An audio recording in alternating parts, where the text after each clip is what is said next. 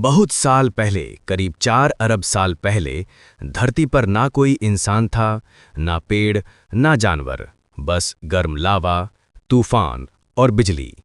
धीरे धीरे धरती ठंडी हुई, समुद्र बने, और वहीं समुद्र की गहराइयों में एक चमत्कार हुआ। जीवन की पहली झिल्ली बनी। यही थी जीवन की शुरुआत।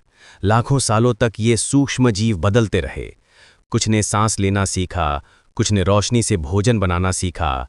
धीरे धीरे यही छोटे जीव मछलियों, उभयचरों और फिर सरीसृपों में बदल गए। फिर लगभग 6 करोड़ साल पहले जब डायनासोर मिट गए, तब धरती पर छोटे छोटे स्तनधारी जीव फैलने लगे।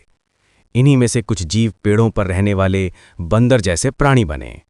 लगभग 70 लाख साल पहले अफ्रीका के जंगलों में इन प्राइमेट्स में से एक समूह ने एक बड़ा कदम उठाया, खड़े होकर चलना सीखा। यहीं से शुरू हुआ मनुष्य का सफर। धीरे धीरे इन प्राणियों का मस्तिष्क बड़ा होता गया। उन्होंने औजार बनाना, आग जलाना और शिकार करना सीखा। ये थे होमो हैबिलिस। फिर होमो इरेक्टस, यानी खड़े होकर चलने वाला इंसान। समय बीतता गया और करीब 3 लाख साल पहले धरती पर आया हमारा सीधा पूर्वज होमो सेपियंस, यानी आधुनिक मनुष्य। होमो सेपियंस ने भाषा, कला और समाज बनाए। उन्होंने गुफाओं की दीवारों पर चित्र बनाए, धरती को खेती से सजाया और फिर सभ्यताएं बसाईं।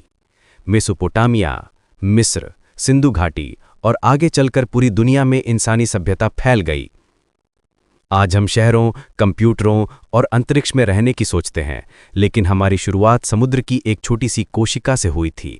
यानी हम सब धरती और सागर की संतानें हैं, अरबों साल की यात्रा का परिणाम।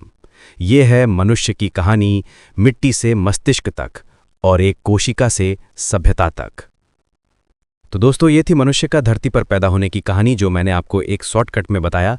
लेकिन अगर आपको ऐसी और रोचक जानकारी डिटेल में चाहिए तो आप आज ही हमारे चैनल से जुड़ जाइए। फिलहाल के लिए धन्यवाद।